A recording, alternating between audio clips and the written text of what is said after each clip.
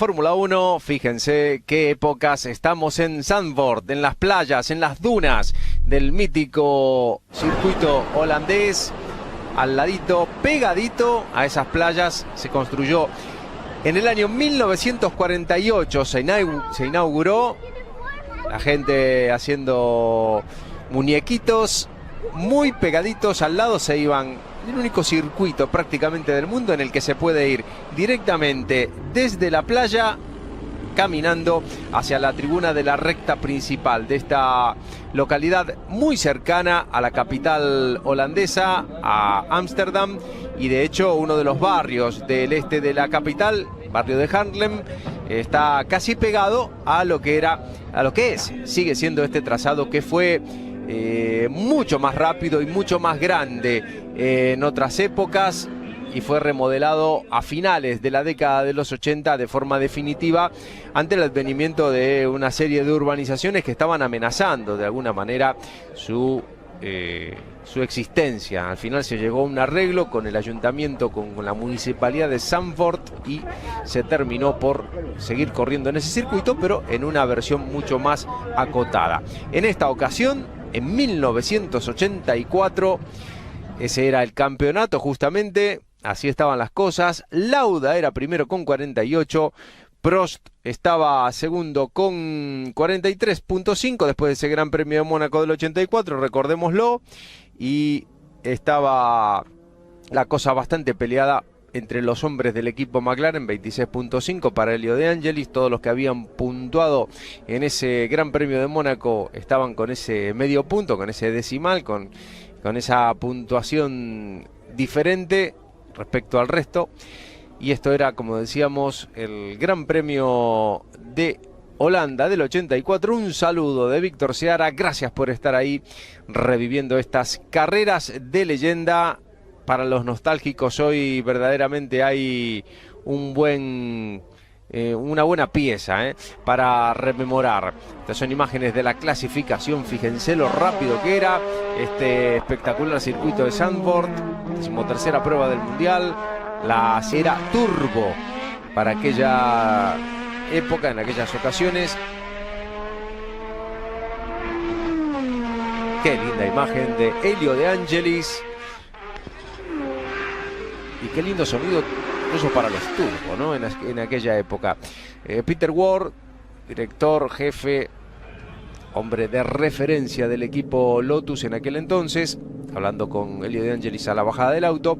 Y este era Alain Prost, que estaba, como vimos, en segunda colocación en el campeonato. Der Franzose fuhr hier in Zandvoort gestern Trainingsbestzeit. 13 Grand Prix-Siege bis jetzt, die 13. Pole Position und der 13. Weltmeisterschaftslauf. De su compañero de equipo, Niki Lauda, que había clasificado sexto, pero estaba casi claro que en esa recta final del campeonato 84 la lucha por el título iba a ser entre estos dos pilotos, entre Prost y Lauda, que eran compañeros de equipo a partir de esta temporada. Prost en su regreso al equipo McLaren, después de su azaroso paso por el equipo Renault, equipo con el cual no había podido conseguir el campeonato del mundo en esa fatídica carrera de Sudáfrica 1983, pero que en esta carrera en particular, en el año anterior, en este circuito, había cometido uno de los pocos y grandes errores extraños en la carrera deportiva de Alain Prost en la Fórmula 1. Imágenes de la clasificación, seguimos viendo algún tipo de problema parecía tener en ese momento en esa imagen Alain Prost. Ahora sí es la imagen directa de los momentos previos a que el francés fuese ya para la grilla de partida. Aquí está Niki Lauda, el líder del campeonato, el hombre que había ganado la carrera anterior, como decíamos antes. Hablábamos antes, para finalizar, con el tema de Alain Prost, lo que había ocurrido en este año, el año anterior, el año 83, había cometido uno de los grandes errores en la curva Tarzan, justamente tocándose, pasándose de frenada de una manera tremenda, tocando a Nelson Piquet, provocando un incidente entre ambos y dejando sentenciada prácticamente sus aspiraciones al título después de ese toques, después de ese incidente que fue muy comentado. Un error realmente importante cuando venía realmente Prost con muchísimas posibilidades de quedar de forma clara adelante del piloto brasileño del equipo Brabham. Piquet en el equipo Brabham conseguía el título en el 83 y Piquet que seguía en el mismo equipo durante esta temporada 84. La segunda vez era que estaba en Brabham luciendo el número 1, y los McLaren de Prost y Lauda, ahí vemos al austríaco en acción con los números 7 y 8, ya en plena era turbo, ya en plena era de Tag Porsche para esta escudería, para este equipo, el equipo de Ron Dennis. Habían pasado por un aciago año 1983, fíjense la cercanía de la playa del Mar del Norte. Una playa que, bueno, estamos hablando que estamos en el 26 de agosto, finales del verano, y ya en esta época, bueno, si se alargaba un poco el verano, todavía la gente se podía llegar a bañarse, como vimos, en las playas de Zandvoort. Un circuito que tenía una superficie siempre bastante resbaladiza por el tema de la arena. Las famosas dunas que rodeaban al circuito y que complicaban el andar de los autos porque modificaba la adherencia a veces vuelta tras vuelta. Muy complicado en ese sentido el circuito de Zandvoort, como decíamos, inaugurado en el año 1948, diseñado justamente por el autóctono, el local, el arquitecto John Hugenholz, autor también de otros dos circuitos míticos para la historia de la Fórmula 1, el circuito de Suzuka y el circuito del Jarama en España. Justamente la recta principal estaba dedicada a este hombre, al hombre que había diseñado el circuito de Zandvoort, que tuvo, como decíamos, una versión de 4.252 metros en su versión original, que era todavía, bueno, casi la que se estaba usando en este año 1984. Durante unos pocos años en el comienzo se utilizó una que era todavía un poquito más veloz y que se utilizó durante toda la etapa posterior en lo que se denominaba, o se puede decir, Fórmula 1 moderna, ¿no?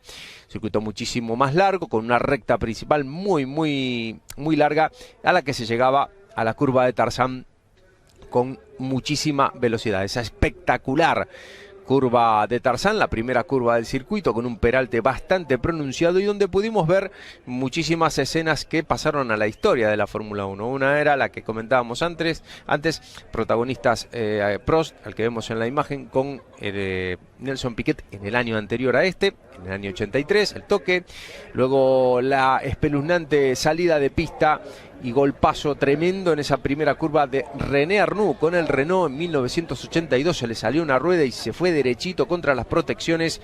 Un accidente que podía haber terminado muy mal para el piloto francés, que por suerte no sufrió ninguna lesión, ni tampoco ningún espectador, ningún periodista de los que estaba en la zona externa. Por eso se puso una barrera de neumáticos mucho más cerca para a partir de la temporada 83, y fue justamente en la que terminó golpeando este hombre, Nelson Piquet, en la temporada anterior.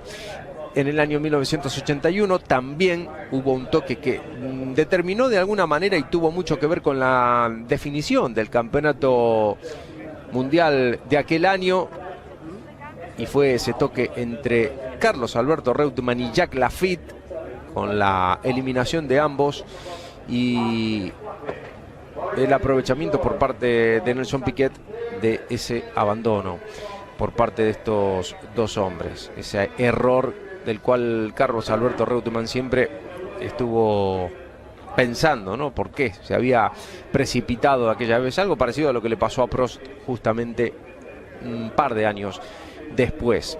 Muchas escenas para la historia de la Fórmula 1 cuando vemos otra vez la imagen del inolvidable Elio De Angelis con el Lotus. Justamente en los días previos corría el rumor de que Ayrton Senna se iba a ir del equipo Toleman. Este era el primer año, en el 84 era el primer año de Senna en la Fórmula 1, y corría el rumor de que había llegado ya a un arreglo con el equipo Lotus, pero que señor Mr. Hatzrich, el jefe del equipo. Fíjense la extensión y lo largo que era en ese sector. En la última parte, toda esa parte fue eliminada en la posterior remodelación del trazado a finales de los años 80. Se le cortaron casi 2,6 kilómetros al circuito de Zandvoort. Decíamos que el jefe del equipo Toleman, Hatzrich, no sabía nada sobre este acuerdo privado que habían llegado Senna y Lotus, y lo hizo público Lotus justamente en la mañana del domingo en este Gran Premio de Holanda, y se puso evidentemente muy furioso el jefe del equipo Toleman por ese acuerdo por la espalda que había firmado justamente Ayrton Senna con el equipo Lotus, al cual iría a parar evidentemente a partir de la temporada siguiente, a partir de la temporada 85, y allí permanecería hasta la temporada 87 antes de ir a McLaren. La Fórmula 1 llenando circuitos, la Fórmula 1 en un estado de gracia y en plena era turbo en esta época que algunos pueden decir que fue o que no les gustó, por ejemplo. Estaban de acuerdo por alguna u otra razón, sobre todo por el advenimiento de los motores turbo, pero nadie puede dudar de que se vivían carreras muy buenas y que evidentemente había lucha en todos los sectores. No digo ni mejor ni peor que ahora, pero había grandes nombres y la Fórmula 1 tenía su atractivo, y evidentemente esas tribunas se llenaban por alguna razón. La imagen de Niki Lauda. Esto es Carreras de Leyenda aquí en Canal F1 Latinoamérica.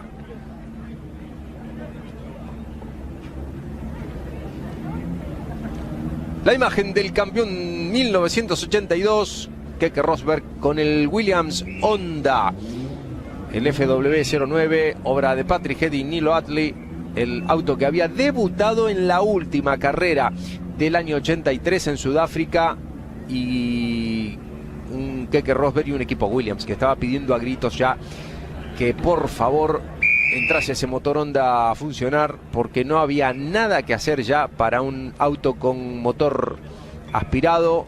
El Ford que tenía Williams ya no daba para más, y lo mismo le pasó a McLaren. Pasaron a ser protagonistas prácticamente de inmediato a partir del 84, tanto McLaren como Williams, que en el año anterior, en el año 83, no tuvieron prácticamente ningún éxito. Pasaron dos equipos que pasaron, históricos de la Fórmula 1, que prácticamente pasaron desapercibidos en esa temporada 83, y que en este 84 ya con los motores turbo, Williams con el Honda, McLaren con el TAG Porsche, eran absolutos protagonistas, y en el caso de McLaren, candidatos ya definidos para el título. La grilla de partida: Prost adelante en la pole, Piquet, los hombres que se habían tocado en el 83 justamente primero y segundo, De Angelis y Warwick tercero y cuarto, Tambay con el Renault, Lauda con la Ferrari, Rosberg y Lafitte en la siguiente fila, justamente los dos hombres de Williams, Alboreto con la Ferrari 27 y Theo Fabi, Boutsen y Nigel Mansell.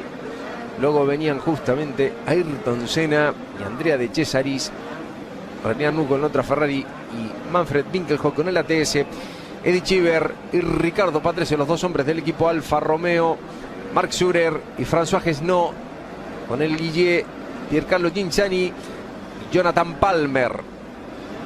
Venían Joe Garner y Stefan Belov, luego Stefan Johansson y Philippe Alliot, la nutrida grilla de partida, y cerraba la misma Hugh Rottengater en ese final. Todo listo para que comience el Gran Premio de Holanda 1984. Lideraba Niki Lauda el campeonato con 48 puntos, le seguía Prost muy cerquita a 4,5 puntos. Trofeo de las pole positions encabezados por Nelson Piquet. Era el tercera temporada ya del equipo Brabham para el Nelson Piquet con el motor BMW, sonido particular. Esta la curva de Tarzán, fíjense las escapatorias cubiertas de arena. No les gustaba nada a los pilotos cómo deslizaban en algunos sectores. Toda la grilla encaminada hacia la parte interna del circuito después de la curva de Gerlach. Ahora viene una curva hacia la izquierda y toda una subida bastante pronunciada, esquivando una duna bastante alta, como vemos. Público por todos los sectores. Esto ocurría el 26 de agosto de aquel 1984. El campeonato que ya entraba en la recta final. Lauda y Prost, que eran absolutos protagonistas de este campeonato.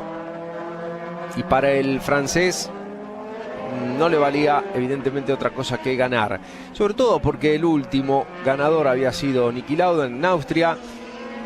En el Gran Premio anterior a Austria había sido Alemania y ahí había ganado Prost, pero en el anterior a el Gran Premio de Alemania había ganado Lauda, había sido justamente en Gran Bretaña. Y de esas últimas 3 victorias habían sido 3 para los hombres de McLaren, las 3 enteritas. Y anteriormente no habían tenido un par de buenas carreras. Justamente había sido un doble abandono de Lauda en las 2 carreras de Estados Unidos, que fueron, por cierto, consecutivas. Se corrió primero en Detroit, después en Dallas. 2 carreras de Fórmula 1 consecutivas en Estados Unidos. Esta es la parte final, después de la curva panorama. Esta rapidísima bajada que llevaba hacia la parte final de este circuito de Zandvoort. La curva Bosch. Y ahí estaba la larguísima recta principal que desembocaba en la impresionante curva de Tarzán. Pero ahora nos vamos a centrar en el comienzo, en el arranque de este Gran Premio de Holanda 1984. La incógnita de lo que podía llegar a ser Niki Lauda saliendo tan atrás, pero tampoco era ningún enigma, sabiendo que Niki Lauda era un gran recuperador, no era un gran clasificador, y sabían todos que aunque saliera desde muy atrás, siempre Lauda recuperaba, algo que aprendió muy bien el gran discípulo que tuvo y que se llamó nada más ni nada menos que Alain Prost. Compartía a partir de ese año el equipo McLaren. El semáforo en rojo que va a pasar a verde. Atención, porque se va a poner en marcha el Gran Premio de Holanda de 1984. La grilla de partida bastante desordenada. Una viborita aparece, ahí estaba la bandera que señalaba que va a empezar. Las dos luces rojas. Y comenzaba el Gran Premio de Holanda 84. Picaba muy bien en punta. Nelson Piquet le robaba la posición a Alain Prost. Estaba ahí entreverado una mala largada, mal arranque de Niki Lauda. No fue todo lo bueno también para Alain Prost ese arranque. Por el momento no hay ningún toque importante en este comienzo del Gran Premio de Holanda. Algunas colmadas, 26 de agosto del 84.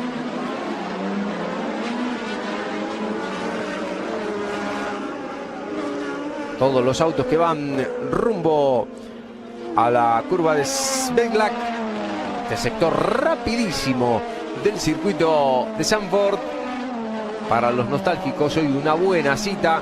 Este es justamente el ATS, el número 14 de Manfred Winkelhock, que había clasificado 16º, el piloto alemán.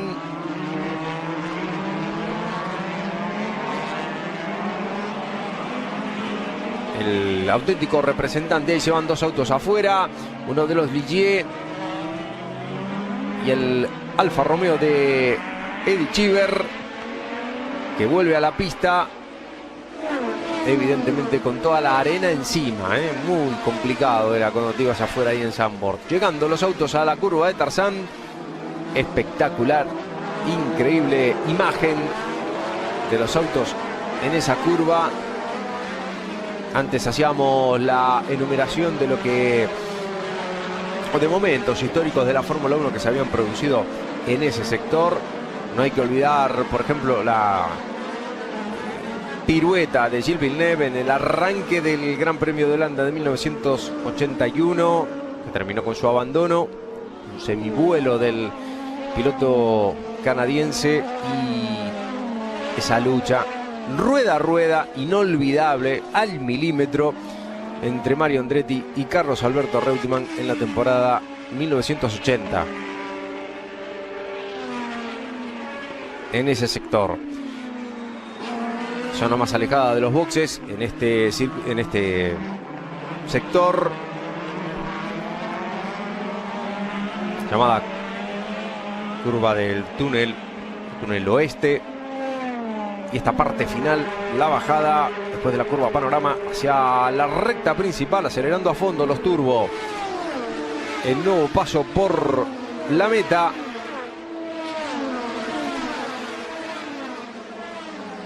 Intentaba Keke Rosberg con Elio De Angelis en la curva Tarzán. La aparición y ya instaurados de forma casi definitiva los generosísimos alerones traseros, con sus dos aditamentos casi sobre las ruedas traseras. Los ingenieros tratando de ganar apoyo aerodinámico en la parte trasera, donde había muchísima potencia por dosificar. Estos autos de potencia desbocada, se podía decir. Una auténtica locura para los pilotos, sobre todo en clasificación, donde, recordemos, había potencias que superaban los 1300 caballos de potencia. Pero el gran problema del consumo seguía latente en la Fórmula 1, justamente a causa de esa limitación de 225 litros de los depósitos, de los tanques de carburante, y que hacía que se tuvieran que controlar mucho el consumo en los autos.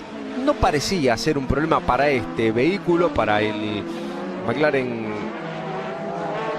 de Prost y de Lauda, el MP4/2, McLaren que había hecho debutar la versión de chasis de fibra de carbono en la ya lejana temporada 81, y que había utilizado en las temporadas 82 y 83 una versión remodelada de ese chasis con una aerodinámica bastante similar, y que en este caso la versión 2 del MP4 tenía ya una distancia entre ejes mayor, superior, y evidentemente estaba adaptado a la nueva mecánica que tenían a partir de ese año,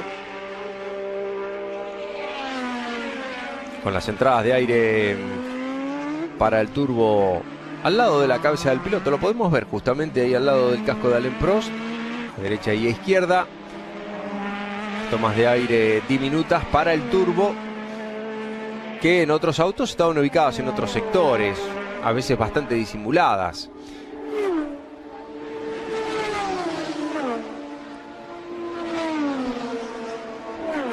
Aplicando el freno a fondo, Nelson Piquet controlando el auto derechito para encarar la curva de Tarzán con el auto correctamente apoyado. Curva Hülkenhof en honor al creador de este circuito de Zandvoort. Se escapa Piquet. No es bueno para Alain Prost. Nelson Piquet, que durante este año en el que ostentaba por segunda vez ya en su carrera deportiva el número 1 en su Brabham, había logrado ganar en 2 ocasiones, en el Gran Premio de Canadá y en el Gran Premio de Detroit, en Estados Unidos.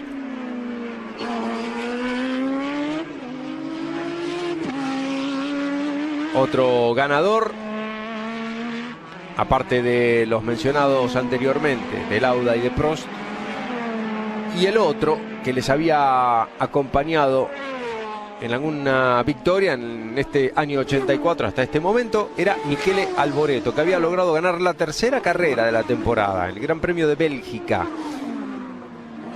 Alboreto, que estaba en su primer año en el equipo Ferrari, lo lograba ganar en su tercera carrera.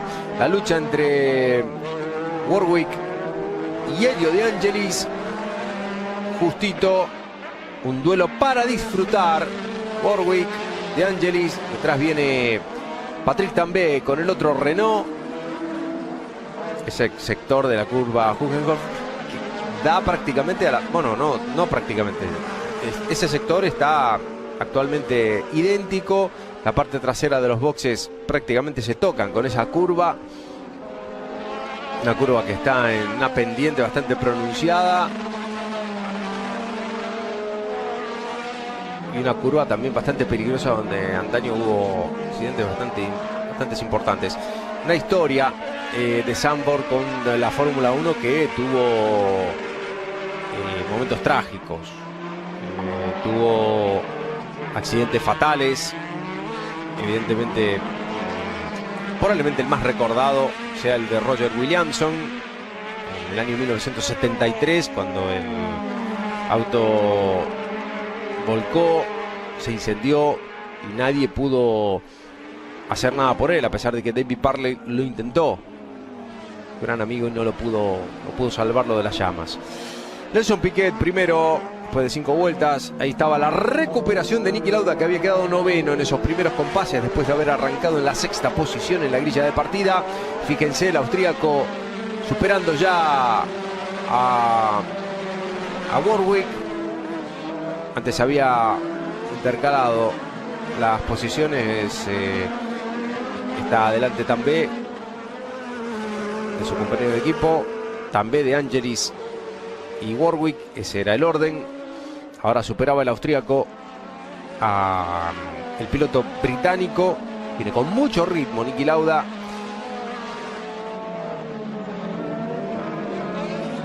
La Fórmula 1 que había brindado grandes carreras, muy buenos espectáculos. Ahí venía Laffite con el Williams. Era el segundo año de Laffite como piloto oficial del equipo Williams. Ahí está Lauda, Ahí está Lauda con respecto a De Angelis. Le quiere ganar la posición en la llegada a la curva Panorama.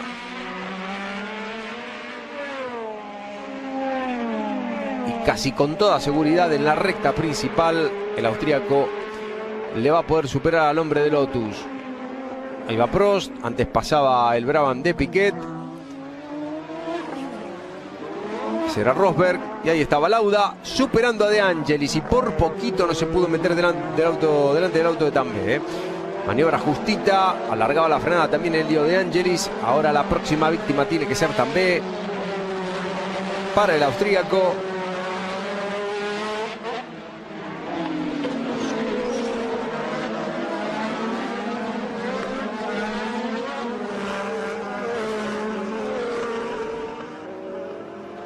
...71 vueltas son las que tienen que dar todos los pilotos en este Gran Premio de Holanda de 1984. No se lo pierdan. La parada de Michele Alboreto, el ganador, como dijimos antes, de la 3ª carrera de la temporada. Y los problemas para el hombre de Ferrari. No va más el motor para el italiano. Abandono después de haber comenzado el Gran Premio desde la 9ª posición de la grilla de partida. Aquí está Lauda, con muchas ganas, y va a tratar de hacer lo mismo que hizo con De Angelis. Ahora con el hombre de Renault en la recta principal. Parece tener mucho mejor ritmo, mucha mejor velocidad. Se mete detrás del auto del francés y ahí estaba. Una posición más para Niki Lauda, que se mete en 4ª posición detrás de Keke Rosberg.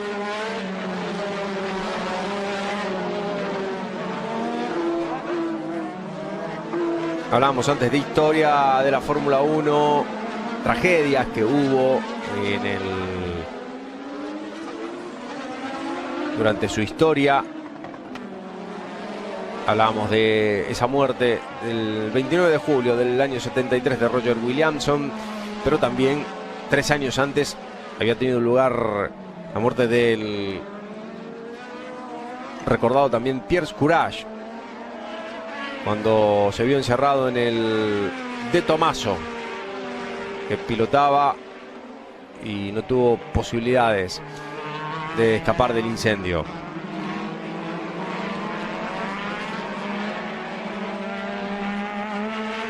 La imagen de Jacques Laffite.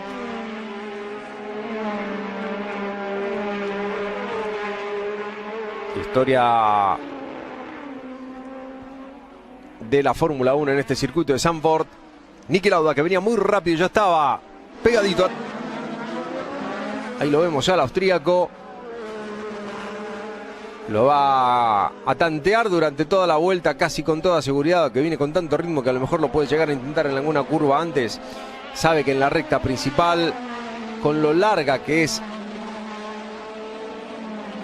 y con la velocidad que tiene, no tendría que tener ningún inconveniente. Ahí están saliendo justamente de la curva Panorama hacia la última curva del circuito.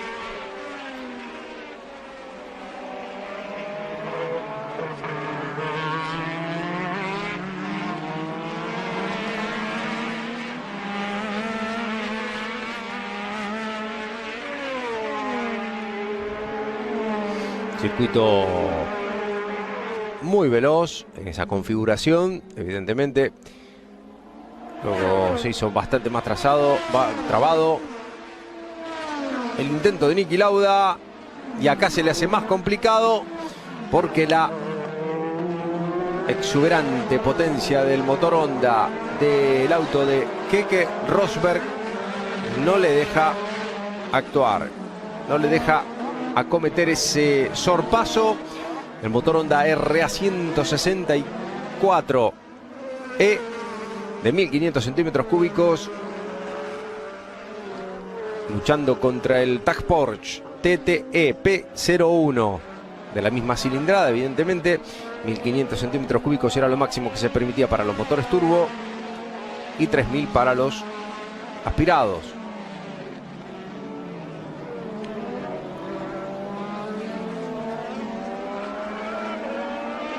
La clasificación después de 10 vueltas. Piquet, Prost, Rosberg, Lauda. Rosberg y Lauda, justamente los hombres que están en la imagen. Aquí estaba el austríaco intentándolo a una docena de segundos. Problemas en uno de los Brabham. Problemas para Nelson Piquet, el hombre que marchaba en segunda posición, en primera posición, el líder de la carrera. Le deja el liderato de regalo, de obsequio a Alain Prost, justamente. Problemas, presión de aceite. Y ahí estaba Niki Lauda superando a Keke Rosberg. Se acabó la historia. Fue apilando autos uno tras otro. El austríaco. Impecable labor. Aunque no fue tan impecable al inicio, al comienzo de la carrera. Ya que, como comentábamos antes, ahí está la repetición del sorpaso de Lauda Rosberg, ya que como comentábamos antes salió sexto, comenzó sexto y en la primera curva estaba noveno. Después empezó a recuperar y justamente ahora, después de haber superado a Rosberg y con el contemporáneo abandono de Nelson Piquet, el líder, quedaban los dos hombres del equipo.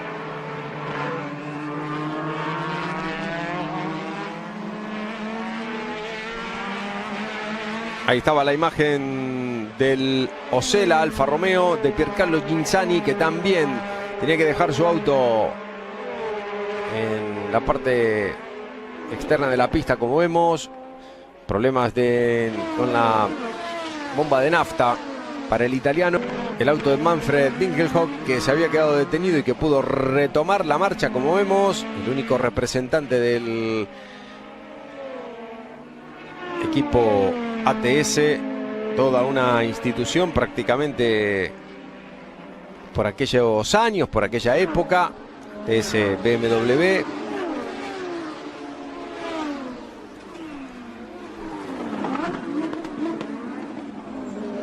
El auto de Nelson Piquet, con algunos curiosos y alguna explicación ahí le estaban dando uno a otro.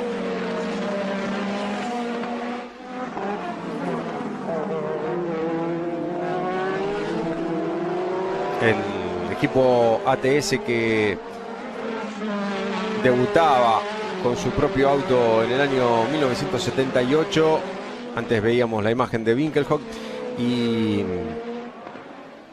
está volviendo Nelson Piquet. El vigente campeón del mundo, bicampeón del mundo ya por aquel entonces, Nelson Piquet, volviendo caminando a boxes. Y que para esta temporada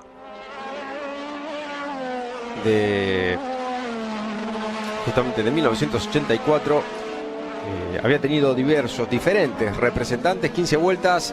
Repasamos el sobreimpreso cuando sigue Elio De Angelis tratando de superar a Patrick Tambay. El cuarto y el quinto en esta carrera, en este Gran Premio de Holanda 1984. Decíamos que había tenido varios representantes. Entre ellos podemos contar a Eliseo Salazar, el piloto chileno que estuvo en el equipo ATS en el año 1982. Luego en el 83 fue solamente el único representante, fue Winkelhock, como casi en la totalidad de este 84, excepto en la carrera anterior. En la carrera anterior a esta de Holanda, cuando compitió en el equipo con el número 31, un jovencito austríaco llamado Gerhard Berger. Y que volvería justamente en las siguientes carreras, en un par de carreras siguientes a esta de Holanda, en este 1984.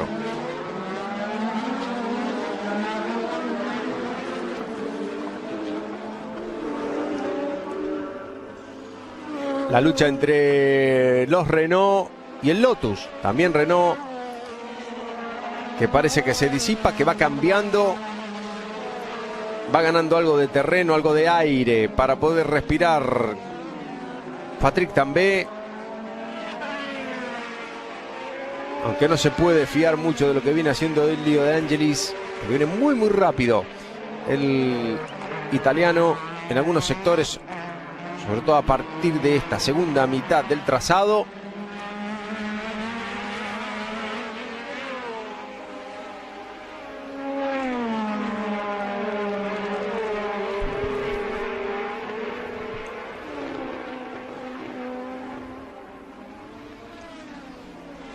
Llegada a la recta principal, ahí parece que le recortaba bastante, se metía en la succión del auto y ganaba algunos kilómetros por hora. Por lo tanto, Elio De Angelis se acercaba mucho al auto de Tambay.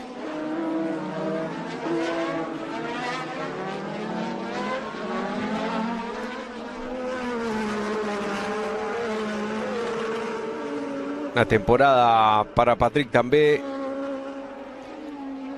que evidentemente, bueno, era la primera de su etapa en el equipo Renault, después de haber pasado por McLaren, sobre todo después de haber pasado por Teodor y por Ferrari en las dos temporadas anteriores. El hombre que ha sido gran amigo de Gilles Villeneuve y que le reemplazó ostentando ese número 27 sobre la Ferrari que fue su amigo, y que para este 1984 se encontró a finales de la temporada anterior a esta con el despido por parte del equipo italiano. Vamos a ver si lo puede lograr ahora y qué maniobra va a hacer Elio De Angelis, uno de los rezagados que se metía ahí. Me parece que un Ram, bueno, casi el auto pegadito, se quería meter por adentro Elio De Angelis, no podía.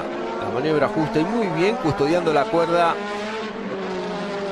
el piloto de Renault, que decíamos había quedado un poco descolocado evidentemente después de su despido del equipo Ferrari, pero por lo menos había logrado un segundo puesto en el Gran Premio de Francia, la quinta carrera de este 1984 que se había disputado en el circuito de Dijon-Prenois, esa misma carrera que había sabido ganar de forma impecable Niki Lauda, comenzando también curiosamente en los primeros compases desde la 9ª posición, y había logrado ganar la carrera mientras Alain Prost no podía sumar ni siquiera un punto,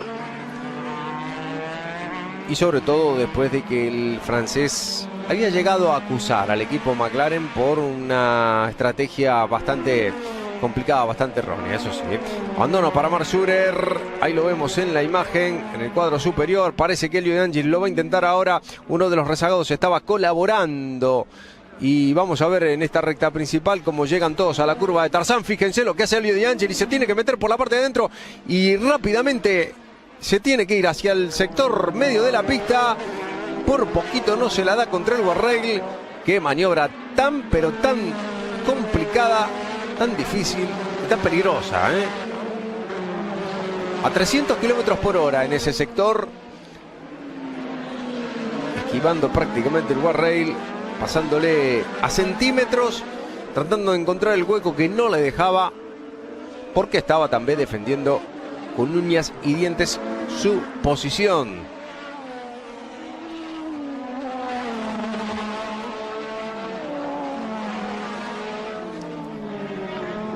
Un lindo duelo. Ahora se encuentran a Vinkel, el MP4 con chasis de fibra de carbono.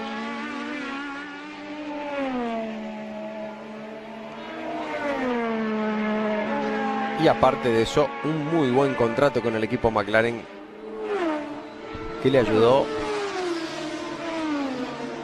a sanear de alguna manera las cuentas. En Austria había ganado Lauda, en Alemania había ganado Prost, en Inglaterra había ganado Lauda, en Mónaco había ganado Prost en esa recordadísima carrera.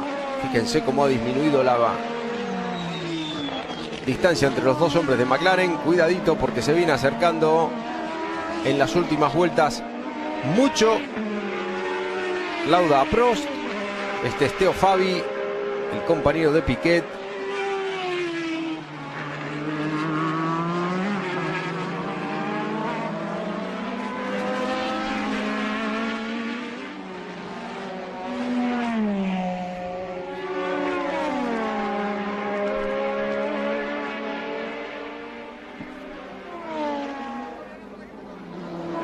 A partir del año 82, Brabham había instaurado los reabastecimientos de combustible, dado el gran consumo. Fue en el Gran Premio de Austria del 82, y a partir de ahí se inició una moda que se instauró poco a poco en lo que quedaba de temporada 82 y durante toda la temporada 83, algo que fue prohibido a partir de la temporada 84, y solo se veían paradas para cambios neumáticos.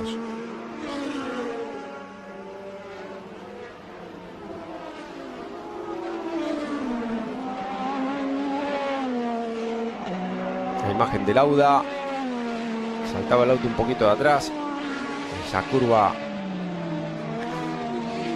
podía aplicar toda la tracción.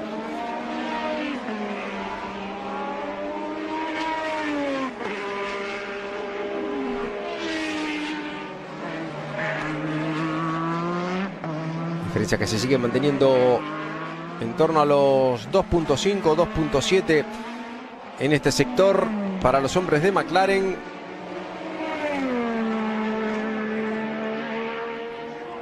La llegada a la recta principal.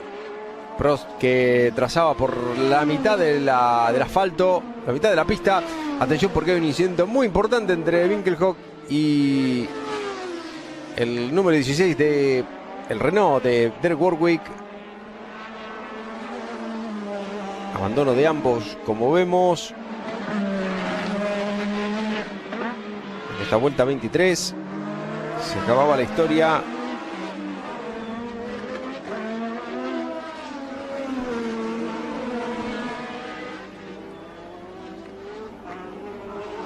Derek Warwick, que era, bueno, Winkelhock, que era un rezagado.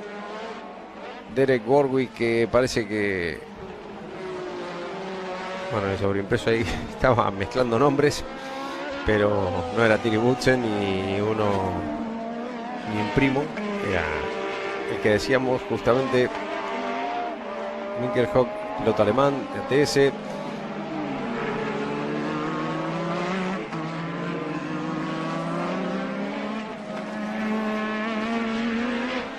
Estaba acercándose muchísimo Lauda, como vemos, justamente que se encuentra Prost con un rezagado en el Spirit Heart de Hugh Rottengater,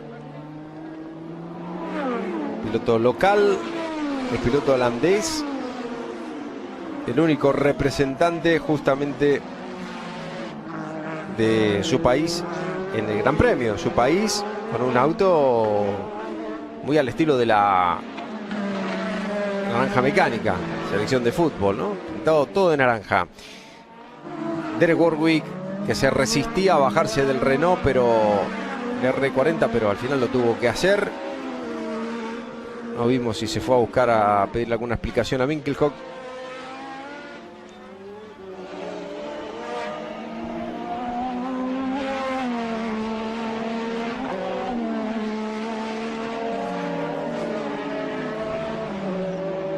Mejor vuelta para Prost, que sigue manteniendo entre 2.5 y 3 segundos la diferencia con respecto a su compañero de equipo, que le viene teniendo en la mira desde hace rato.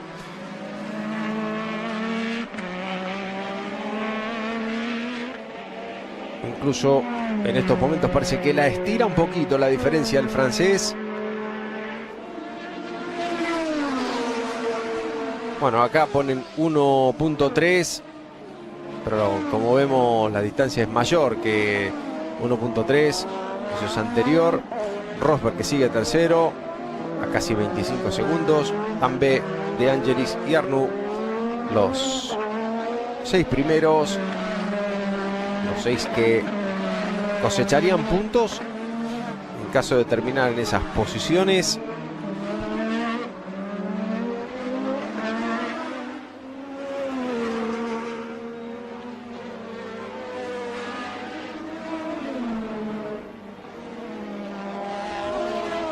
Jornada calurosa del 26 de agosto del año 84, en pleno, bueno, pleno no, ya estaba llegando a su parte final del verano en Europa, en el hemisferio norte, para ser más exactos. Este circuito Zandvoort, que siempre acogió al Gran Premio de Holanda, en el cual se empezaron a disputar carreras desde el año 48, y que a partir de el año 1952 fue cuando empezó a acoger pruebas del Campeonato del Mundo, puntuables para el Campeonato del Mundo. Prost superando a uno de los rezagados, el Alfa Romeo de Eddie Cheever. El primer ganador de la edición 1952 fue Ascari, el mismo ganador justamente del año siguiente, en el 53. En el 54 no se corrió en Zandvoort, se corrió el Gran Premio de Holanda. En el año 55 ganaba Juan Manuel Fangio con el Mercedes. Los años 56 y 57 tampoco se disputó la carrera. Y a partir del año 58 hasta el año 71 se disputó el Gran Premio de Holanda con puntaje para el Campeonato Mundial de forma ininterrumpida. Ganadores de todo tipo, aunque hay que recordar, hay que resaltar esa triple victoria del inolvidable Jim Clark en los años 63, 64 y 65. El único piloto que pudo ganar 3 ocasiones consecutivas este Gran Premio de Holanda. Y luego, decíamos, se había interrumpido esa seguidilla en el año 71 para volver en el año 70. Esos 2 años fue la primera victoria de Hunt y la única victoria de Hesketh en la Fórmula 1. Año 75, Gran Premio de Holanda. En el 76 ganaba, pero con el McLaren. En el 77 ganaba Niki Lauda con la Ferrari 302 GT2. En el 78 Mario Andretti. En el 79 Alan Jones. En el 80 Nelson Piquet. En el 81 Alain Prost. Parada del piloto local Hugh Rottengater, rezagado en las últimas posiciones, pero el piloto era holandés y se le daba una buena importancia, como vemos. Tiene bastantes problemas Hugh Rottengater. Como vemos, se le está complicando. Tenía problemas con el acelerador. Y no llegaba. Por el momento no llegaba a salir, a arrancar.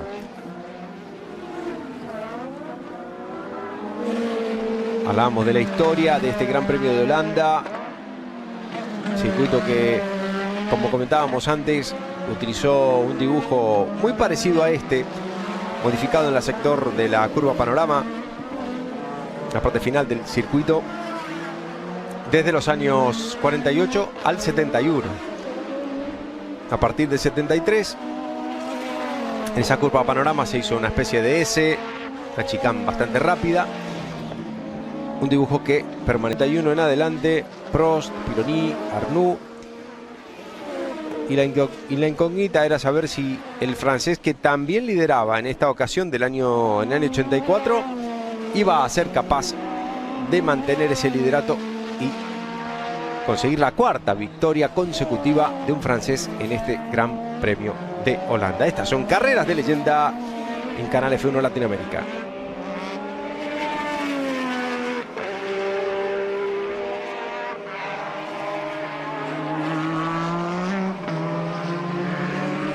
La imagen del líder, que sigue siendo perseguido por su compañero de equipo, por Niki Lauda.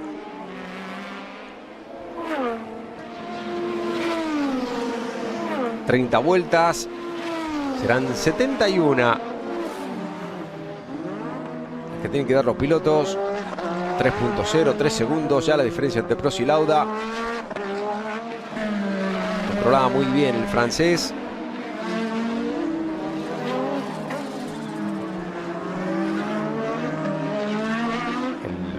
El McLaren MP4-2, el diseño de John Barnard.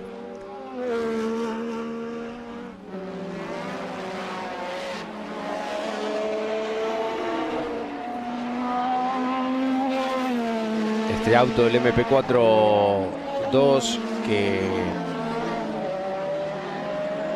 tuvo tallo, había tenido su gran oportunidad en el Gran Premio de Mónaco, la misma que puede decir que se consagró a Ayrton Senna este año 84, y venía haciendo una carrera tan buena o mejor incluso que la de Senna, con ese Tyrrell, motor aspirado, pero pasó más desapercibida.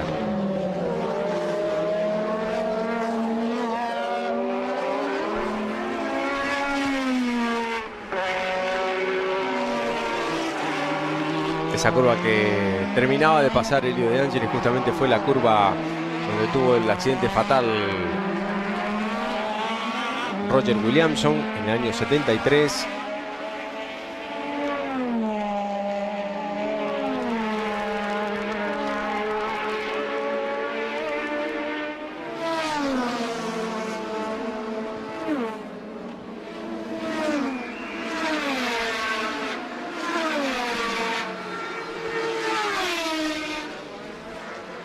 Entraba a boxes uno de los Ramhart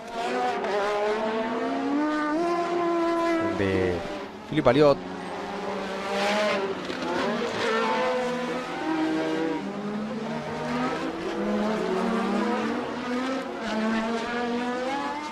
Equipo ATS que para esa carrera dejaba de lado su auto para centrarse, para irse fugazmente al equipo Brabham.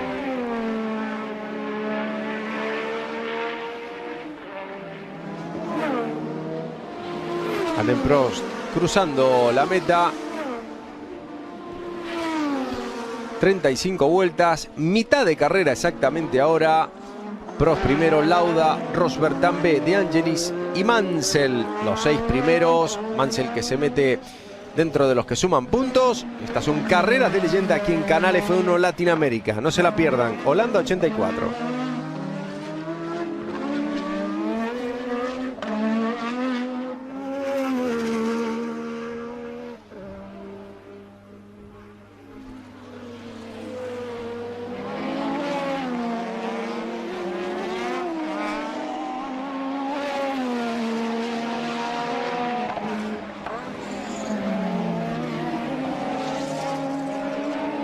tenerlo bastante claro que no va a poder o le va a costar mucho poder acercarse a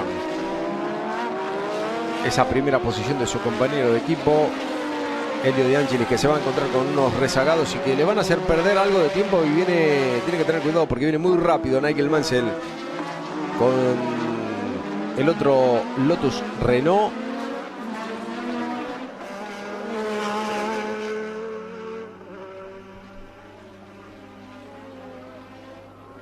Y lo sabe Mansell, que viene apretando justamente por eso. Está uno de los Osella, ahí está superando Elio De Angelis a Joe Garner, el compañero en esta ocasión, en este Gran Premio de Holanda de Piercarlo Ghinzani.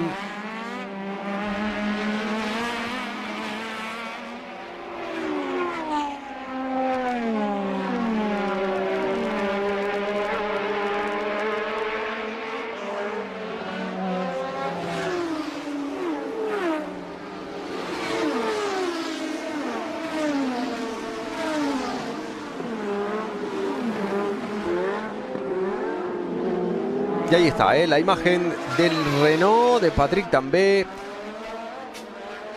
Primeras detenciones de los de adelante.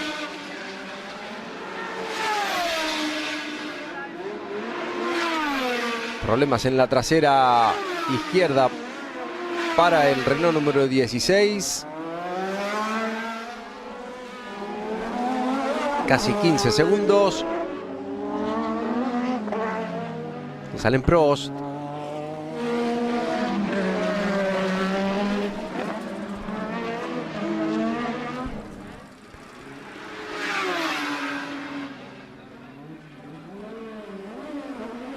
Parada de Thierry Boutsen, el belga, con el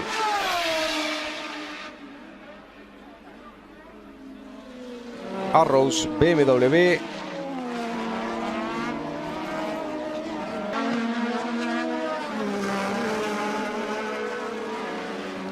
Que trabajó en aviación durante sus primeros pasos como ingeniero y que más tarde estuvo en los equipos Ligier, Alfa Romeo, equipo Lotus, y luego pasó a los Sport Prototipos trabajando para Matra. El autor de este auto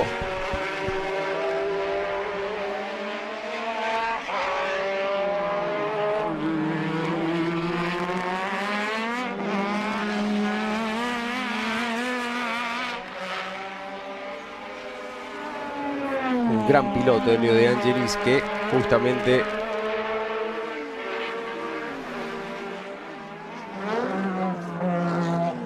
estaba ya sintiendo el empuje de su compañero de equipo,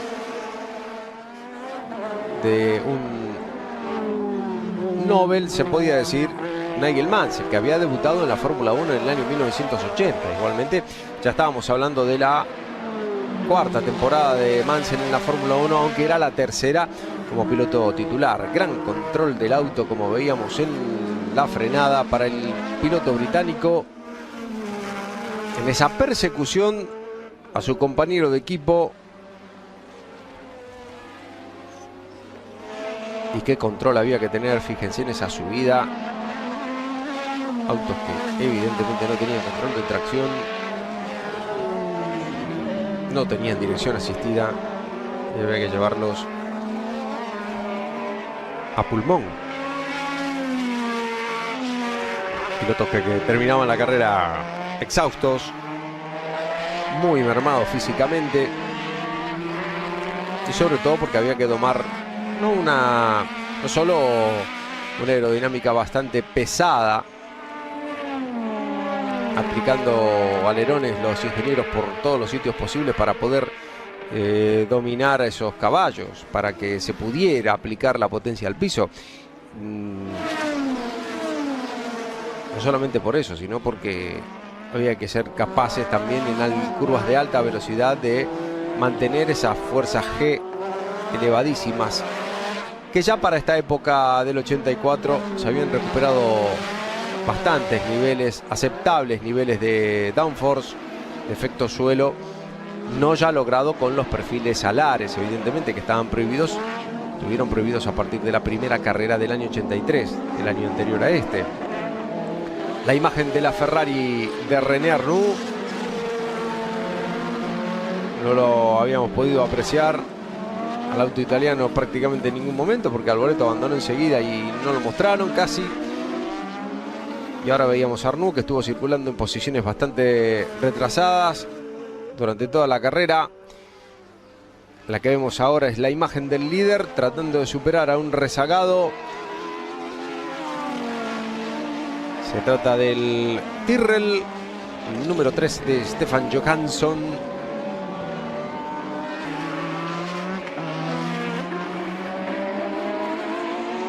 Le miró Prost a Johansson. Bueno, perdón, le miró Lauda, le había dicho Prost, era Lauda.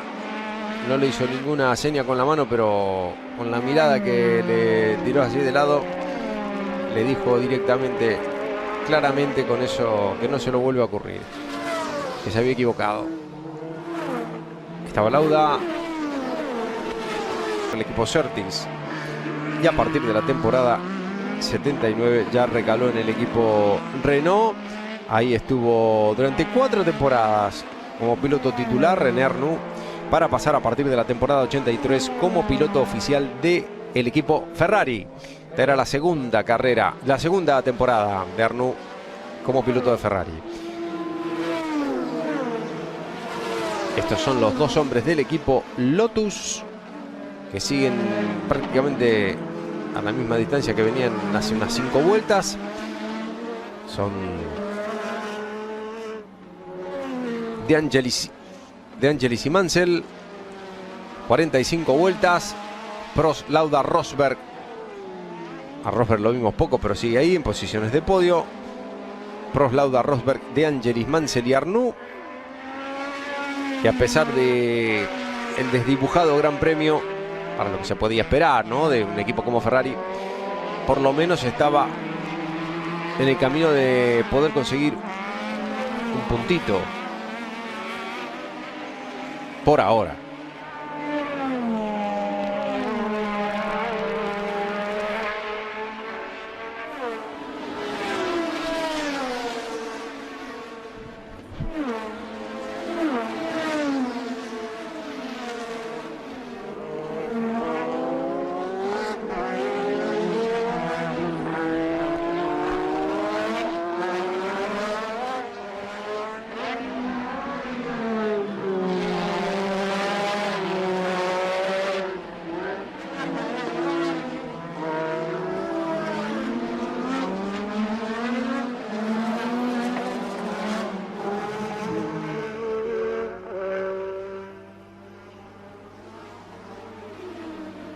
Buen marco de público en este Gran Premio de Holanda del 84. Final del verano en Europa. Y recta final para un año trepidante, para un año muy emocionante en el campeonato.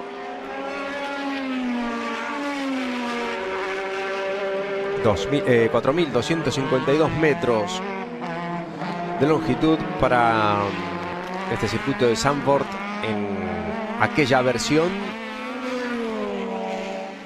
la versión antigua, y que luego fue a finales de los 80 remodelado completamente para dejarlo en la configuración actual.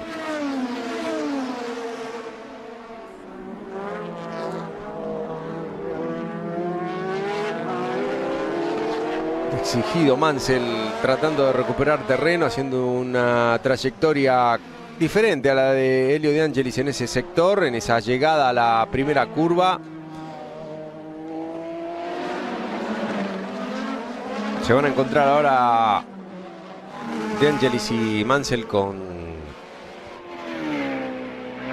un rezagado, es uno de los Ram.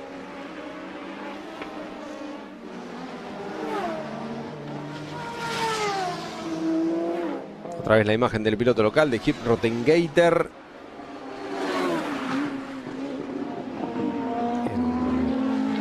Holandés, nacido en la localidad de Bussum, en Holanda. Contaba con 30 años en este Gran Premio de Holanda del... Bueno, no, 29 exactamente. Estaba a punto de cumplir los 30 años. Geert Rottengater. Y que compitió por primera vez la parada de Eddie Cheever con el Alfa Romeo. Lo escuchamos.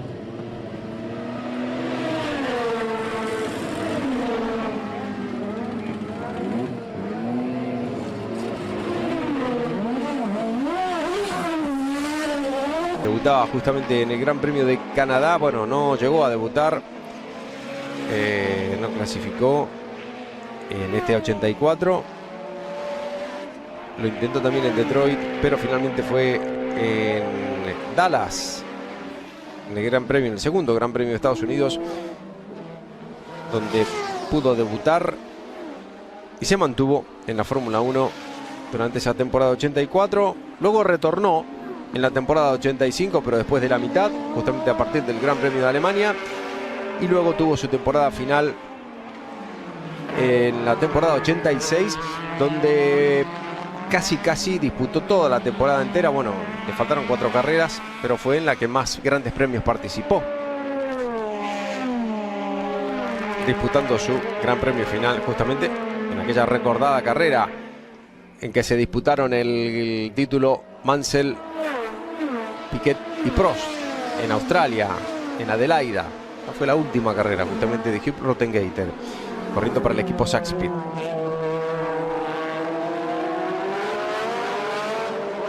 La lucha entre los dos hombres de Lotus ahora se encontraban con Keke Rosberg, que viene con problemas.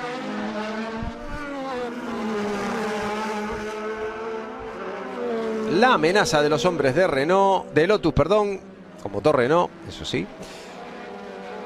Linda lucha vamos a ver entre estos 3 hombres por la última posición del podio, por lo menos por el momento.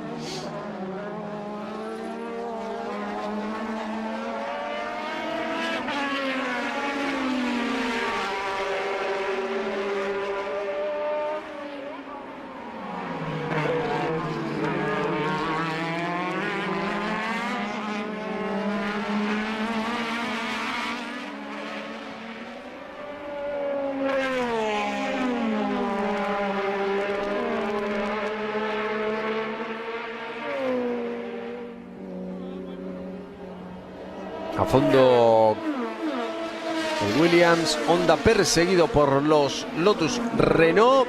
Asoma Mansell por adentro y cuidado, casi le gana la posición a su compañero de equipo. Ya lo sabe a partir de ahora Elio De Angelis, que lo va a tener bastante complicado para poder frenar el ritmo de su compañero. Asomaba uno de los McLaren, de Prost, con un ritmo tremendo, a punto de restarles una vuelta. Prost, Lauda, Rosberg, De Angelis y Mansell, los hombres que vimos en la imagen, justamente con Prost persiguiéndoles porque estaba muy cerquita ya de su compañero de equipo.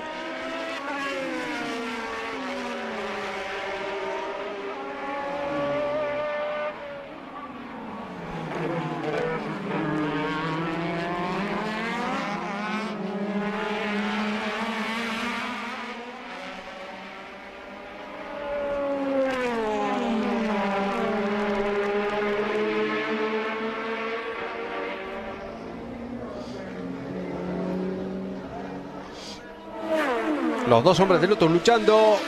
Vamos a ver, lo van a intentar. Puede haber triple adelantamiento, un triple sorpaso. Se quiere meter Mansell por afuera. No podía. Bueno, pasó casi de todo en ese momento, en ese sector. Al final pudo.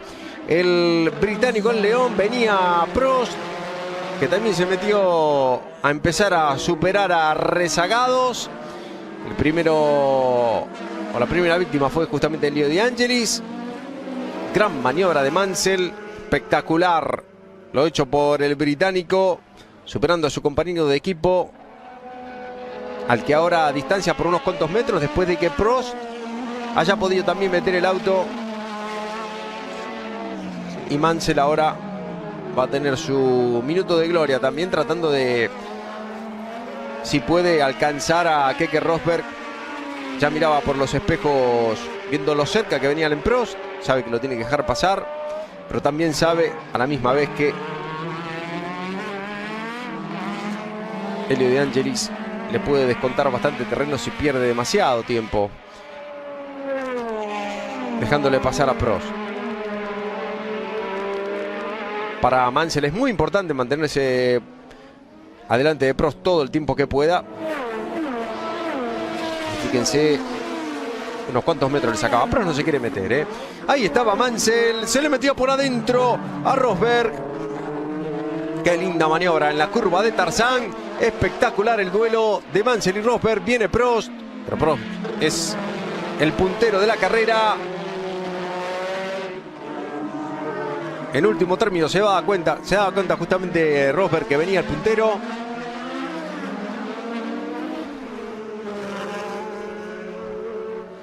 Volvía a superar. La repetición de la maniobra de Mansell. Control al límite del auto en frenada. Superaba a Rosberg por adentro. Casi la misma repetición que lo que había pasado entre Prost y Piquet el año anterior, pero con resultado de accidente.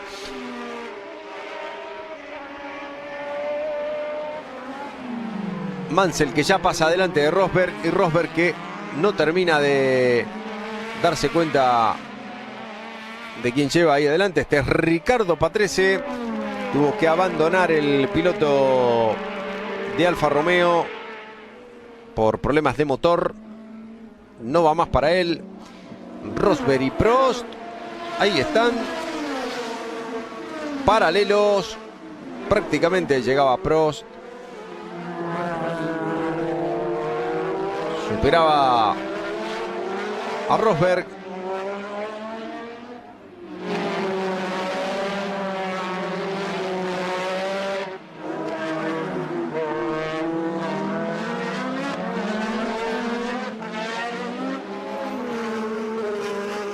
Muy buen ritmo de Mansell.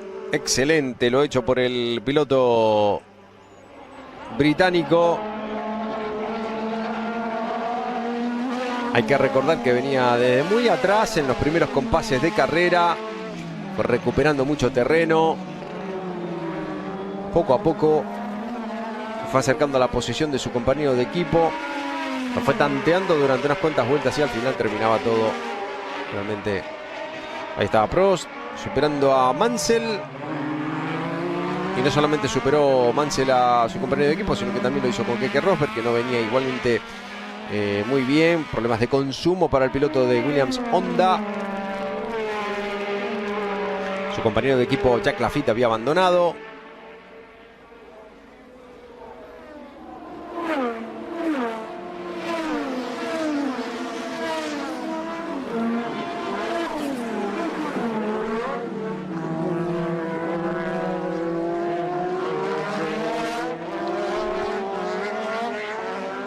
Esta es la repetición del sorpaso final de Prost a Mansell.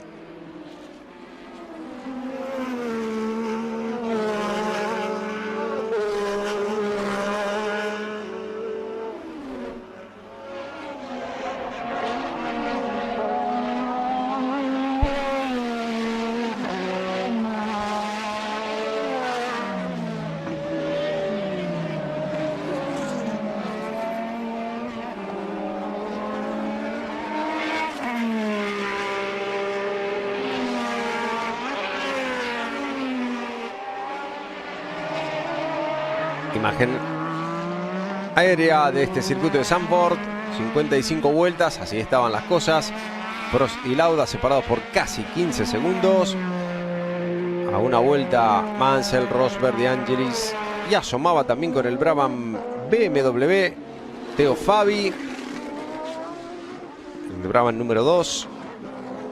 El otro Brabham, el de Nelson Piquet, el bicampeón del mundo, el campeón vigente, estuvo liderando la carrera hasta su abandono en la vuelta 10. Problemas de motor, problemas de presión de aceite para el campeón del mundo 81 y 83.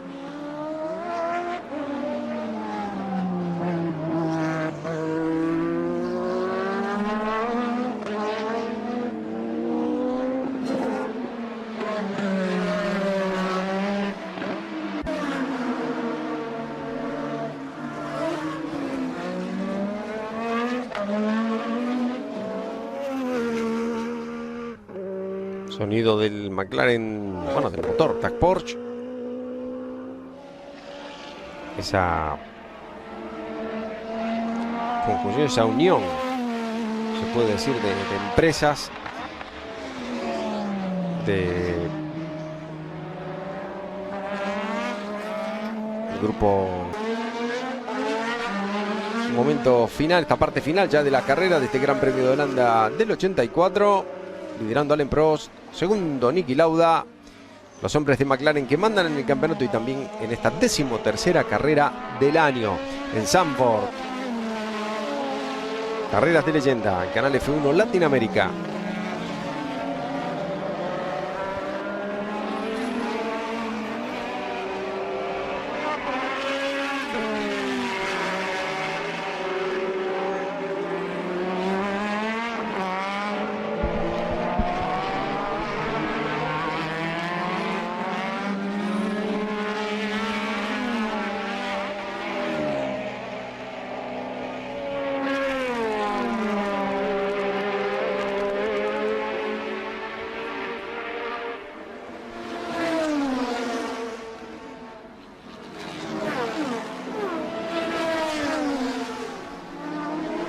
Elio De Angelis lo intenta con Keke Rosberg. Por poquito no se tocaron los autos. En la curva de Tarzán se quería meter uno de los Alfa Romeo. Ese Eddie Cheever. El Alfa Romeo número 23. Ahí lo vemos en primer plano. Quería aprovechar justamente ese momento. El piloto ítalo-norteamericano lograba mucha más velocidad en ese sector, perdió bastante terreno Elio De Angelis, se le había complicado.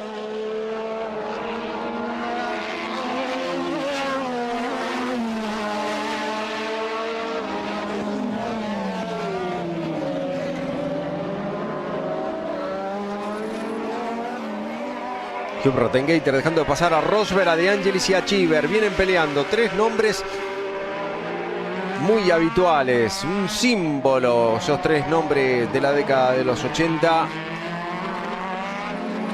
Y justamente Elio De Angelis, un símbolo también de la tragedia dentro de esa década de los 80. Perdiendo la vida al bordo del Brabham en el año 86. En pruebas privadas en el circuito de Le Castellet, en Paul Ricard, en Francia. A partir de las mismas cambió la forma de encarar y de organizar lo que serían los entrenamientos privados de la Fórmula 1, con la asistencia permanente de médicos, helicópteros y asistentes en cada una de las curvas. Y no de forma tan irregular y poco profesional como venía ocurriendo hasta ese momento. Peleaba Eddie Cheever. Los autos en paralelo y Elio De Angelis, que prácticamente le tuvo que dejar lugar. Hugh Rottengater, el local, con problemas.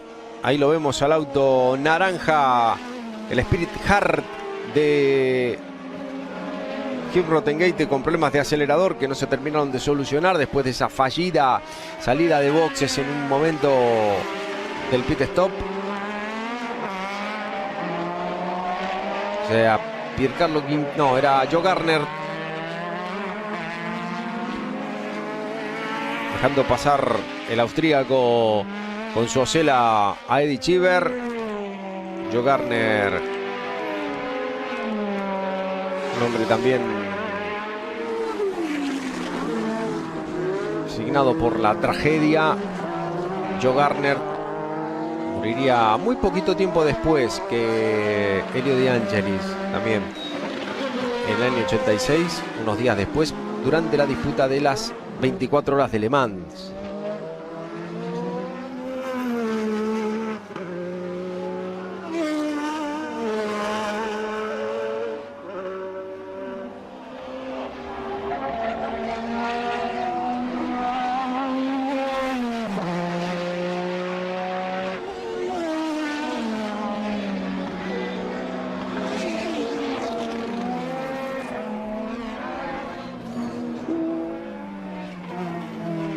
Problemas para Thierry Boutsen. Abandono del piloto del equipo Arrows. Ahí lo vemos. Un accidente. Terminaba con esa suspensión delantera derecha destrozada. Y el abandono de Boutsen frente a los boxes, justamente. Ahí dejaba estacionado su Arrows BMW. Ya pisando la vuelta 60. Alain Prost pasaba justamente por la meta. Es Mansell. Con el Tyrrell de Stefan Belov detrás.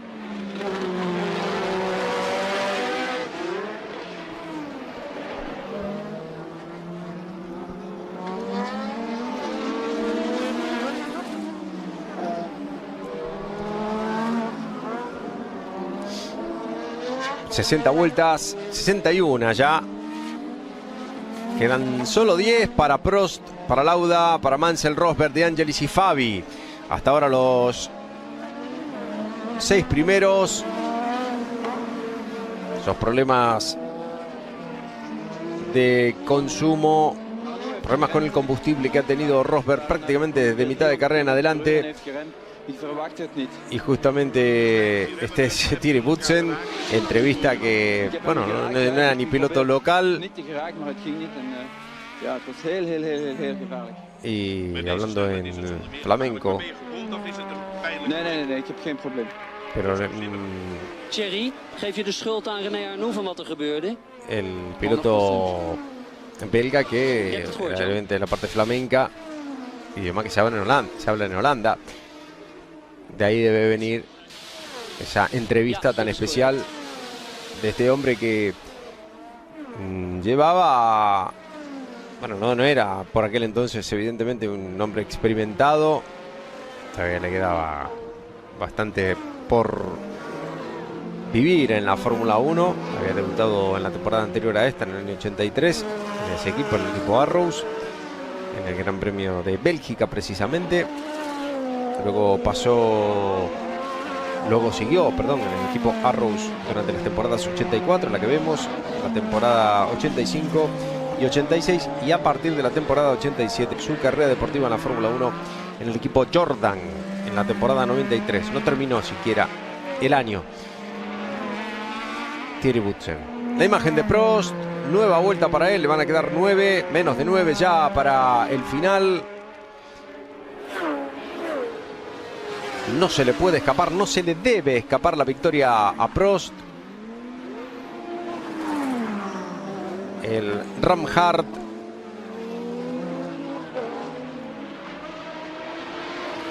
de número 10 de Jonathan Palmer, el británico. El otro era para Philippe Alliot.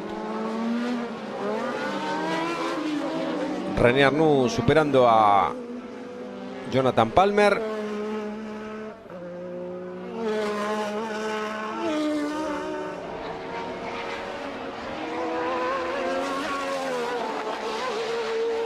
Así se le va el auto pisando la zona externa de la pista con la trasera izquierda.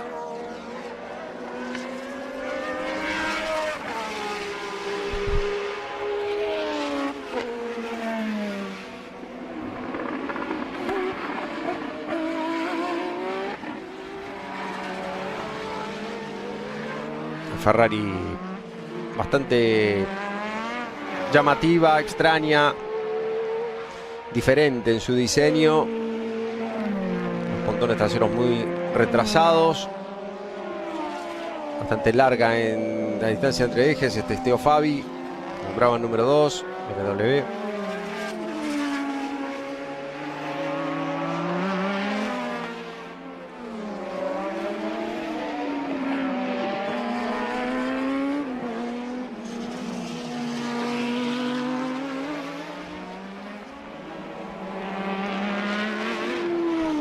Carreras de leyenda, rememorando un histórico Gran Premio, el Gran Premio de Holanda, años 80, plena época, plena era del turbo, y el Gran Premio de Holanda que después de este iba a tener solamente una edición más, y ahí se iba a terminar la disputa de este Gran Premio.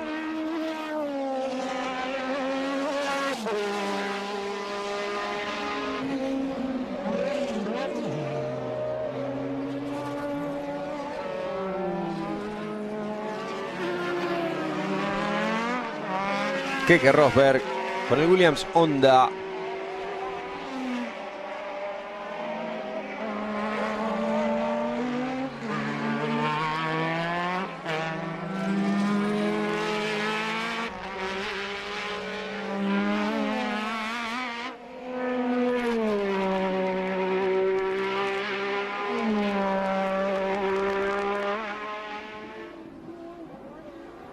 Las cámaras que siguen a el hombre de Williams.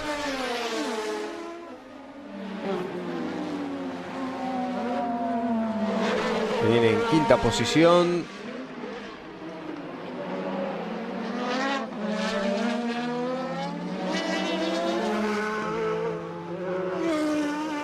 Prost. Otra vez detrás de Mansell.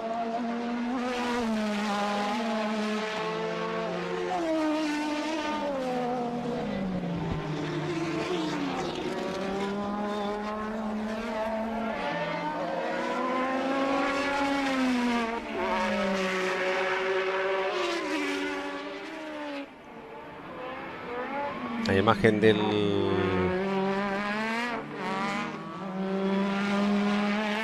británico.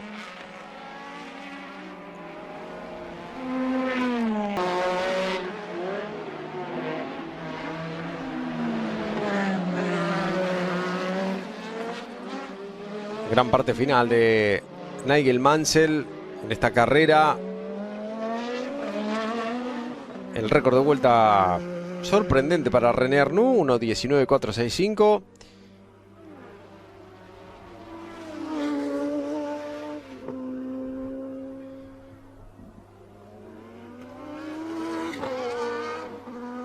Ese Hugh Rottengater, el piloto local, entrevistado para la televisión de su país.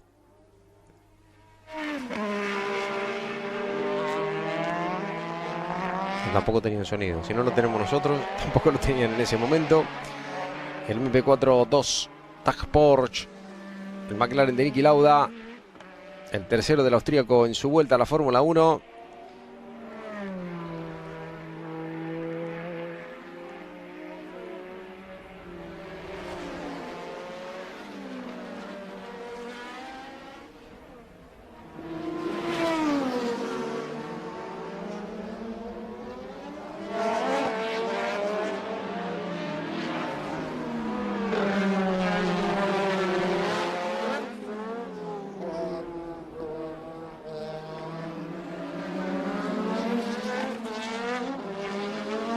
Eddie Cheever, abandono por problemas de combustible en esta parte final del Gran Premio de Holanda 84. Se quedaba el ítalo norteamericano. Se acababa la carrera para él. Esos problemas de combustible que tan a mal traer traían a muchos pilotos en esta década de los 80, con los motores turbo y el consumo altísimo que tenían. sobre todo algunos motores. La lucha entre Rosberg y De Angelis.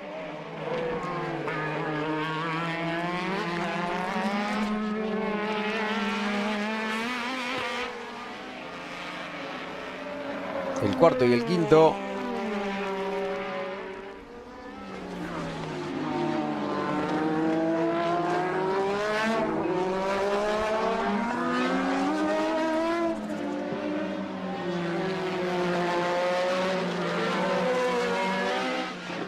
Es Prost con uno de los Tyrrell. Y este es Lauda.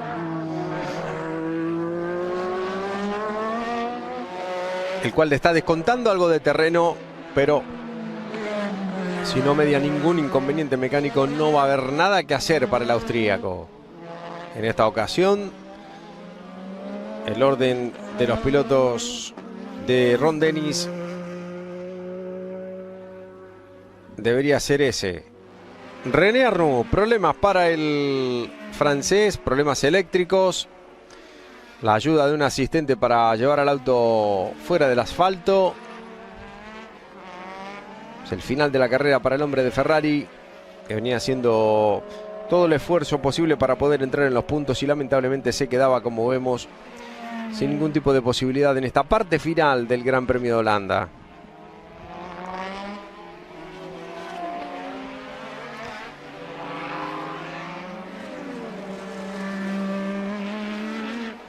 Momentos delicados para muchos pilotos por los problemas de consumo.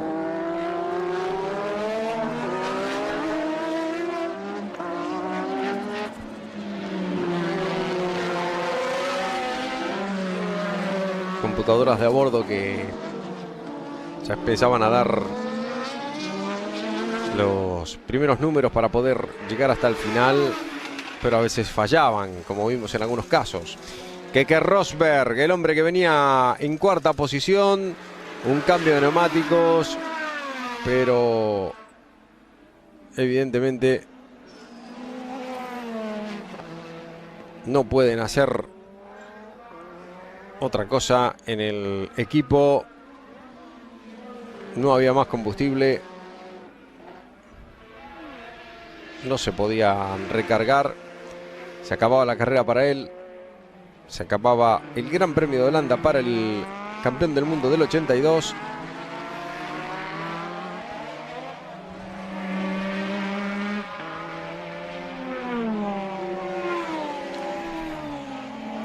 Regulando la carrera, Alain Prost.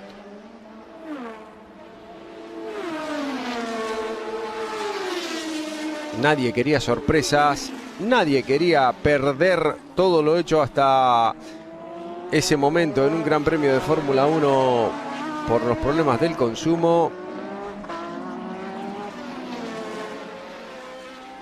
que era la manera que tenía la FISA por aquel momento, posteriormente FIA, la FISA que regulaba a la Fórmula 1, el apartado técnico y deportivo, y evidentemente tratando o limitando los tanques de combustible. Era una manera directa de bajar la aplicación de la potencia durante la mayor parte de la carrera, y ahí se quedaban los con diferentes pilotos, y hasta se puede llegar a apreciar en el andar, en la forma de trazar, en la falta de velocidad en todas las curvas. Lo podemos apreciar claramente con Alain Prost. Última curva del circuito para él. Ahí viene a fondo el francés, la bandera a cuadros preparada. Miembros del equipo McLaren que se meten prácticamente hasta delante del auto número 7. La victoria para Alain Prost. El segundo puesto para Niki Lauda. Un nuevo 1-2 para el equipo McLaren. La victoria para Prost. La quinta en el año. Ya le llevaba una de ventaja a Niki Lauda. Ahí estaba John Barnard.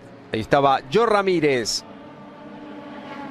el mexicano, el equipo McLaren.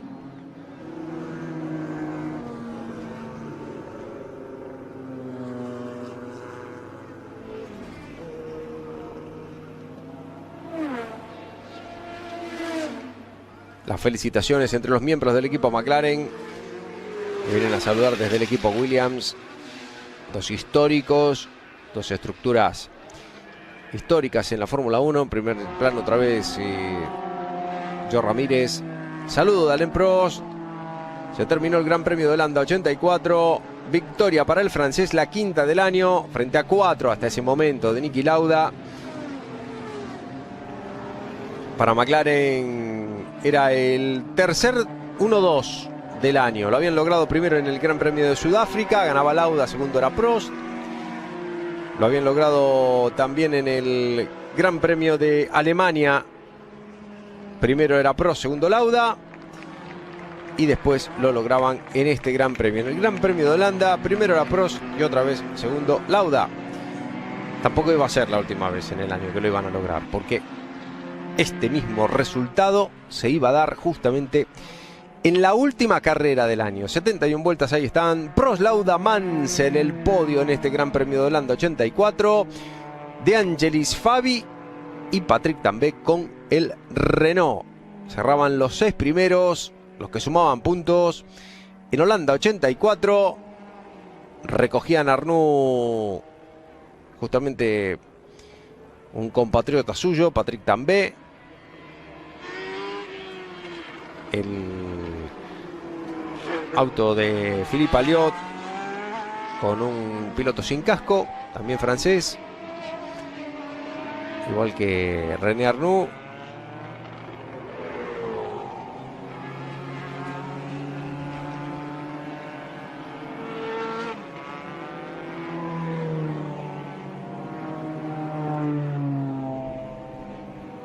Ahí está la llegada de Lauda y Prost.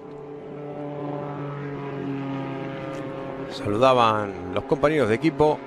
Bueno, Lauda no demasiado efusivamente, ahí estaban, 54 puntos Lauda, 52,5 para Prost.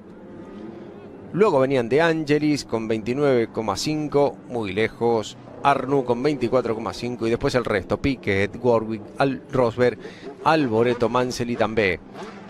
La lucha estaba clara, era entre los dos pilotos del equipo McLaren, los que se iban a disputar el título. Estas son carreras de leyenda. Vamos a ver el festejo y la ceremonia del podio en este Gran Premio de Holanda 1984, 26 de agosto.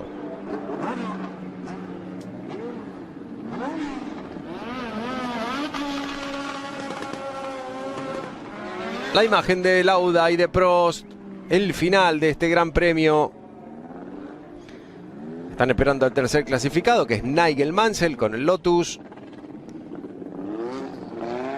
Una vuelta de honor a bordo de esa camioneta. La charla distendida entre los dos hombres del equipo McLaren. Lauda, que ya se estaba empezando a preocupar por el advenimiento en el campeonato de su compañero de equipo, al que tenía 2,5 puntos nada más.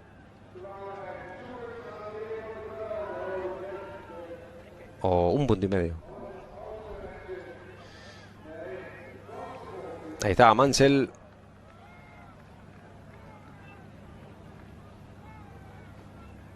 Un hombre que sería protagonista y mucho.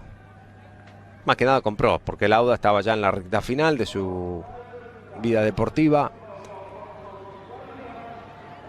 Se sentó incluso en lugar de ir saludando el piloto austríaco. Solo van saludando Mansell y Prost.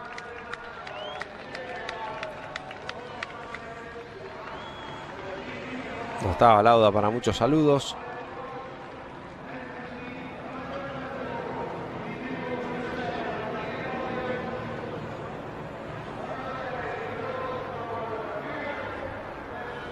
Que van a entrar en ese sector, que era la parte de atrás de los boxes, justamente. Y la llegada a la zona del podio, que estaba de ese lado. 13ª carrera del año. Ganador Alain Prost. Tercer doblete de McLaren. Tercer 1-2 del equipo de Ron Dennis. Quinta victoria del profesor.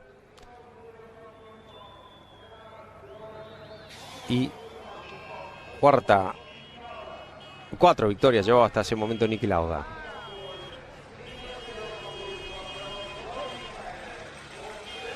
Ahí están llegando los tres máximos protagonistas a la zona del podio.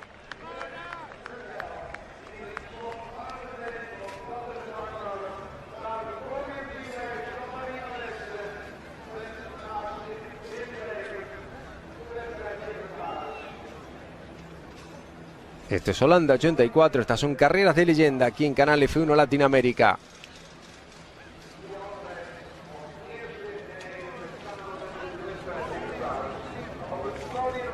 Bueno, los podios, algo realmente siempre llamativo en carreras de leyenda, algo tan imperdible como mirar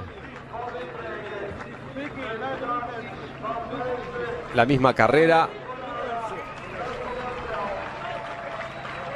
Jean-Marie Balestre saludando a Mansell.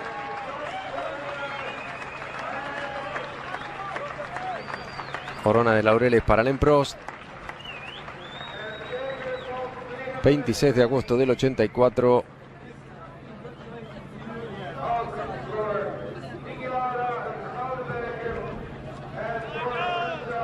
Y el himno francés que tiene que sonar en honor al ganador de esta prueba.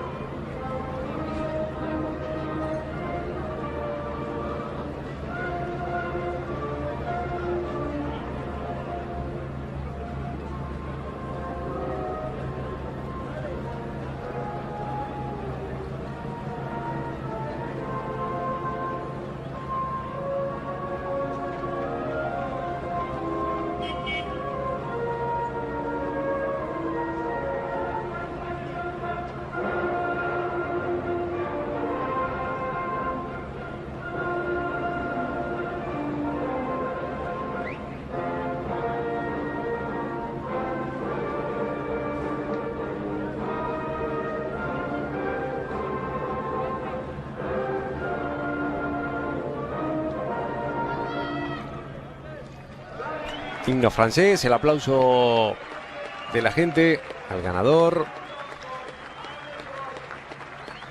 Un nuevo saludo de Mansell. Y un saludo con alguna bromita entre los hombres del equipo McLaren. Y ahora el himno británico en honor a McLaren. Imagen aérea del espectacular circuito de Zandvoort en su versión original, circuito más largo de casi 4.300 metros. Luego con el tiempo, finales de los 80, fue completamente remodelado, se dio paso, toda esa parte final la ocupó una enorme urbanización.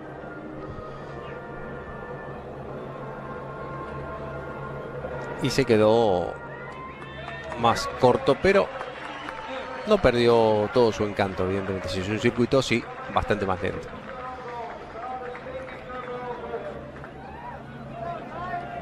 Llega el champán, llega al final. Esto fue Holanda 84. Ganador Alain Prost. Parte final en esa lucha tan particular que llevaban estos dos hombres. Esta lucha tan cerrada que llevaron Prost y Lauda, que se acercaban al final del campeonato 84. Un campeonato que terminaría dirimido por muy poquito, como nunca se había dado en la historia de la Fórmula 1. Medio puntito nada más separó al primero y el segundo. Un saludo de Víctor Seara. Gracias por haber estado ahí en Carreras de Leyenda. Hasta pronto.